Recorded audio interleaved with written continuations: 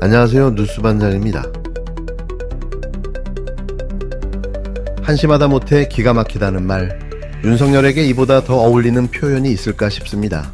전직 대통령이 아니라 이쯤 되면 그냥 나라를 사유화한 내란수계였다고 봐야 하는데요.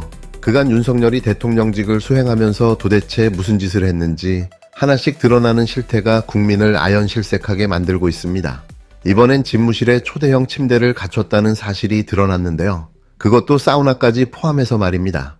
놀랍게도 이게 관저가 아니라 대통령 집무실 한가운데서 벌어진 일인데요. 국정을 책임져야 할 공간에 침대와 사우나를 들여놨다는 건 일할 생각은 없고 놀궁리만 하고 있었다는 고백과 다를 게 없습니다. 윤석열은 대통령 집무실과 연결된 별도 공간에 특수 제작된 초대형 침대를 설치했다고 하는데요.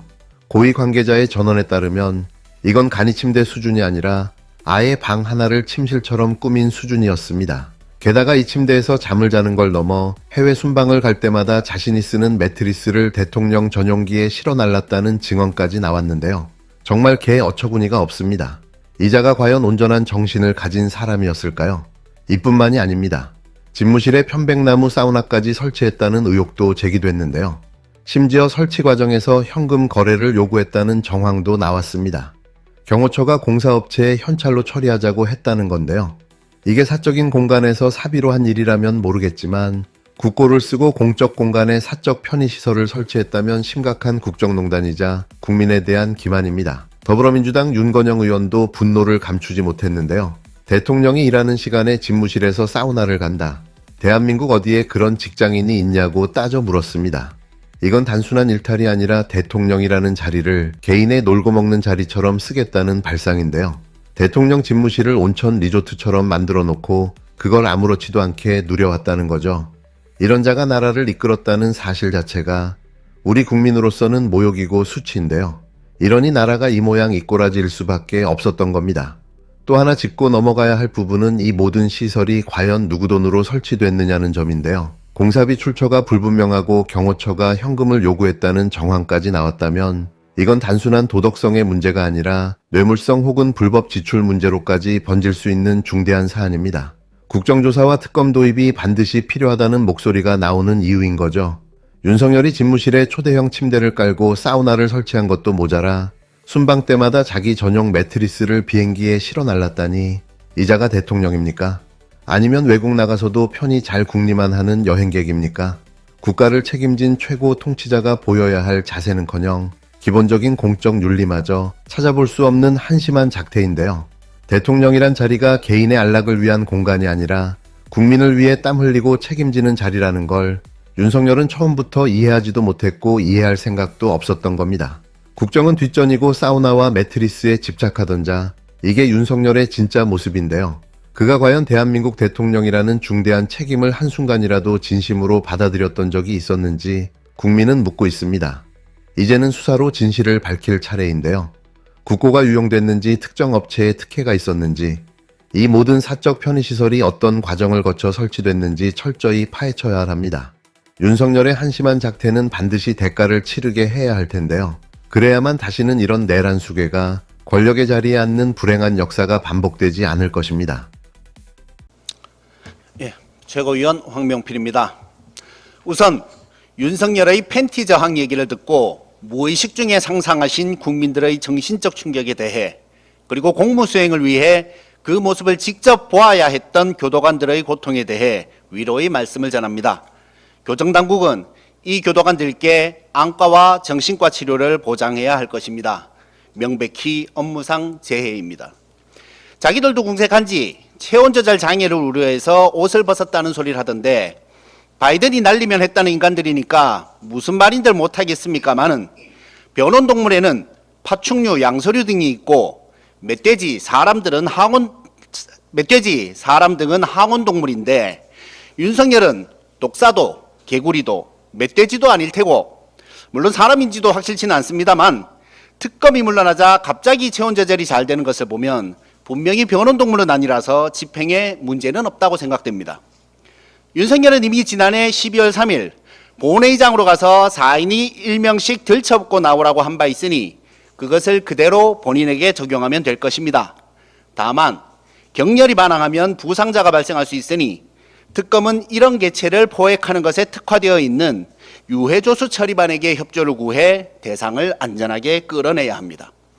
그런데 이 존재는 왜 갑자기 옷을 벗은 것인가? 지난 1월 3일 윤석열이 종종 조언을 구해온 극우 유튜버 고성국은 자신의 유튜버 채널에서 특검이 체포하러 오면 알몸으로 버티라고 한 바 있습니다. 이자는 국민 말은 더럽게도 안 들으면서 김건희와 극우 유튜버 말은 참 잘 듣습니다. 예전에 카우치라는 문제그룹이 있었습니다. 생방송 도중 멤버 중 2명이 옷을 벗어 국민께 충격을 준 이 그룹은 결국 해체되었죠. 자신들의 전직 대통령이 옷을 벗어 국민께 고통을 안겨주었으니 국민의힘도 마땅히 해체되어야 하지 않겠습니까? 물러설 곳이 없는 특검의 칼끝이 이제 권성동을 향하고 있습니다. 통일교 2인자의 다이어리에서 나온 단 한 줄, 권성동의 큰 거 한 장 서포트라는 문장이 있었는데요. 이 한 문장이 1억 원 뇌물수수 의혹의 도화선이 되고 있습니다.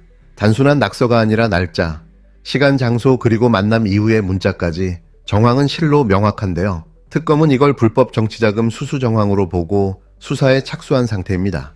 2022년 1월 5일 대선을 2달 앞둔 시점, 서울 여의도의 고급 중식당에서 권성동과 통일교 세계본부장 윤모 씨가 점심 약속을 잡았는데요. 윤 씨는 이 일정을 다이어리에 기록했고 그 옆에 적힌 문장이 바로 큰 거 한 장 서포트였습니다. 통일교 관계자들에 따르면 한 장은 1억 원을 의미하는 걸로 확인됐는데요.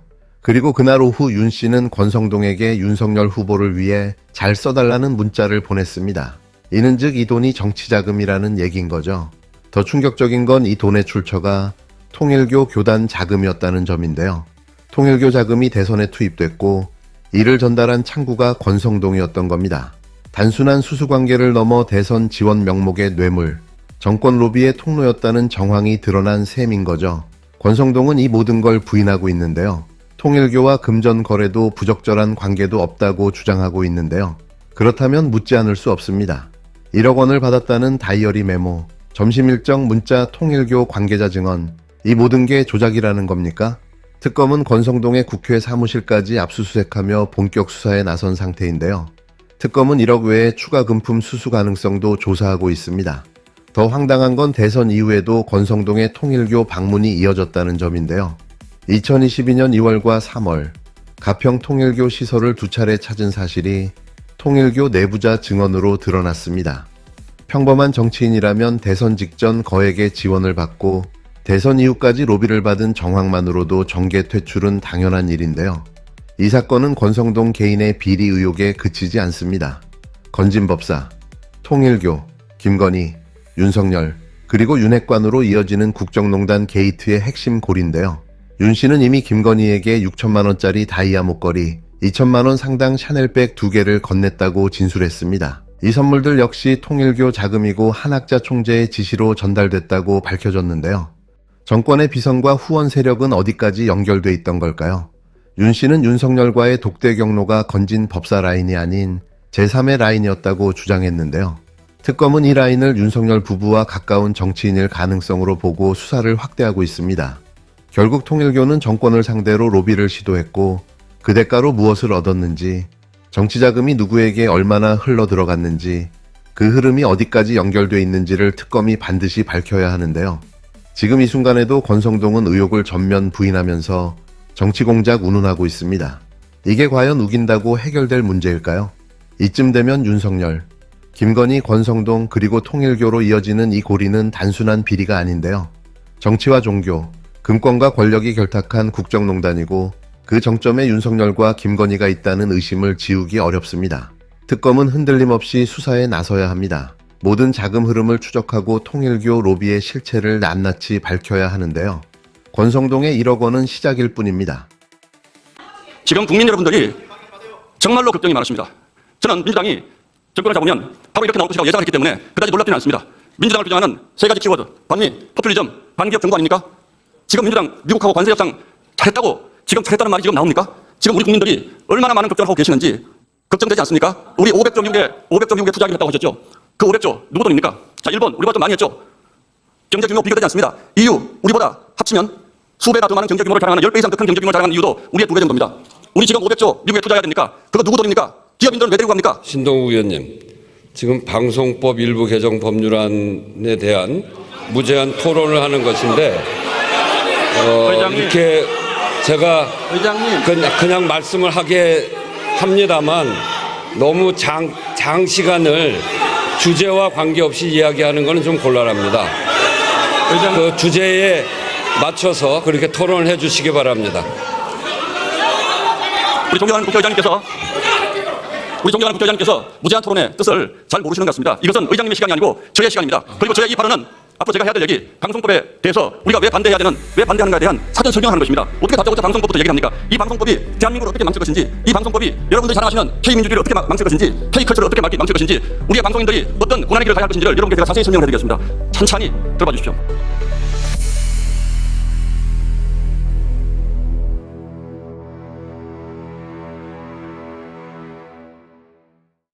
안녕하세요. 오늘 저희가 함께 살펴볼 자료들 윤석열, 김건희, 그리고 권성동 이 세 사람을 둘러싼 여러 논란들입니다. 특히 요즘 그 특별검사 수사랑 맞물려서 파장이 아주 크죠. 네, 제공해 주신 자료들을 보면서요. 이 핵심 쟁점들이 뭔지, 또 그 의미는 어떻게 봐야 할지 좀 깊게 파고 들어가 보려고 합니다. 바로 시작해 볼까요? 첫 번째는 윤석열의 대통령 집무실 공간 그 활용에 대한 내용인데요. 이게 참 좀 그렇죠. 자료 보니까 그냥 뭐 간이 침대 이런 수준이 아니고요. 거의 방 하나를 침실처럼 꾸민 그런 초대형 침대에다가 심지어 편백나무 사우나 시설까지 집무실 안에 설치했다.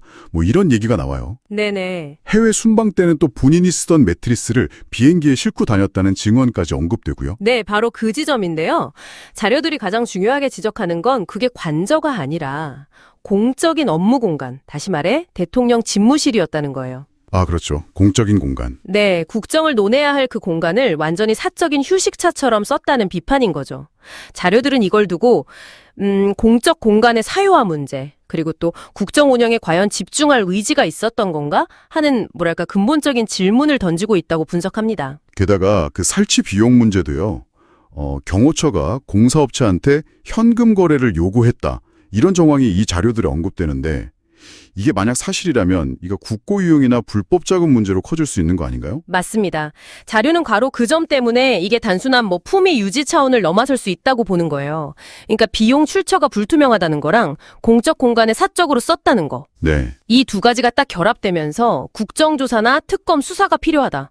이런 주장의 근거가 되고 있다고 설명하는 거죠. 집무실 문제 다음은 이것도 참 논란인데 구치소에서 윤석열이 속옷 차림으로 수사를 거부했다는 그 팬티 저항 사건 말입니다. 이것도 정말 납득하기 힘든데 자료들은 이걸 어떻게 보고 있나요? 자료들은 몇 가지 해석을 내놓고 있더라고요. 일단 과거에 어떤 유튜버가 특검 체포되면 알몸으로 저항하라고 조언한 적이 있는데 뭐 그 영향을 받은 거 아니냐 이런 얘기도 있고요. 그런 배경이 있었군요. 네. 또 체온 조절 장애를 이유로 됐다는 그 주장에 대해서는 특검이 돌아가자마자 바로 괜찮아졌다는 점에서 좀 설득력이 떨어진다. 이런 비판적인 시각도 보여줍니다. 자료 중에는 또 예전에 그 방송사고 냈던 카우치 사건 이런 비교하면서 이 공인의 부적절한 행동이 사회에 미치는 영향, 뭐 책임론까지 제기하는 내용도 있더라고요. 황명필 최고위원 발언 인용해서 국힘당 해체 주장까지 나왔다고 하고요. 네, 그렇죠. 이 사건은 뭐랄까 그 행동 자체가 워낙 기이하기도 하지만 공적인 조사를 받는 과정에서 보인 태도로서 이게 적절했냐 아니면 뭐 다른 정치적 의도가 있었던 거냐 이런 여러 해석의 여지를 남긴다고 자료는 보고 있어요. 그리고 이걸 직접 봐야 했던 교도관들의 어떤 정신적 고통 이런 우려도 같이 언급하고 있습니다. 교도관들까지. 자, 이제 좀 시선을 돌려서요. 권성동 관련된 문제로 가보죠. 통일교 자금 1억 원 수수 관련 내용인데 이것도 지금 파장이 계속 커지고 있는 사안이죠. 네, 맞습니다. 여기서 핵심 증거로 나오는 게 통일교 고위 관계자 다이어리에 적혔다는 그 메모잖아요. 권성동 큰 거 한 장 서포트. 큰 거 한 장. 실제 그 메모가 적힌 날 권성동이랑 통일교 세계 본부장이라는 윤모 씨가 식사를 했고 그 후에 윤 씨가 권성동에게 윤석열 후보를 위해 잘 써달라 뭐 이런 문자 메시지까지 보냈다고 합니다. 이야, 이거는 뭐 명백한 정치자금법 위반 정황으로 보이는데 권성동 측은 당연히 부인하고 있겠지만 자료들은 이 돈의 성격이나 흐름을 더 깊게 파고들고 있는 거죠? 네, 그렇습니다. 자료들은 이 돈이 통일교 교단 자금에서 나왔을 가능성, 그리고 이게 그냥 뭐 권성동 개인 비리가 아니라 대선 당시 어떤 조직적인 지원의 일부였을 가능성, 이런 걸 제기하고 있어요. 조직적 지원? 네, 더 나아가서는 이 문제가 김건희에게 전달됐다는 그 고가 선물들 있잖아요. 다이아 목걸이라든가 샤넬백 같은 거. 아, 그 선물들도요? 네, 그거랑 연결되면서 통일교, 김건희, 윤석열, 권성동으로 이어지는 어떤 더 큰 그림, 어쩌면 국정농단 게이트의 일부일 수 있다, 뭐 이런 시각까지 제시하고 있습니다. 국정농단 게이트라는 표현까지 쓰는군요. 그럼 특검 수사도 그 방향으로 가고 있다는 건가요? 네, 자료들은 그렇게 전하고 있습니다. 특검이 권성동 사무실 압수수색 같은 강제 수사를 하고 있고, 혹시 뭐 추가적인 금품 수수가 더 있었는지, 아니면 윤석열 부부랑 통일교를 연결하는 또 다른 라인이 있는지, 이런 부분까지 수사 범위를 넓히고 있다고 해요. 정말 정치, 종교, 자금, 이게 다 얽힌 복잡한 문제인데 실체가 어디까지 나올지가 관건이겠죠. 권과 특정 종교 집단 간의 어떤 검은 돈 거래 정황까지 하나하나가 정말 충격적이네요. 특히 이 모든 사안이 현재 진행 중인 특검 수사 대상이라는 점이 무게감을 더하는 것 같습니다. 네, 맞아요.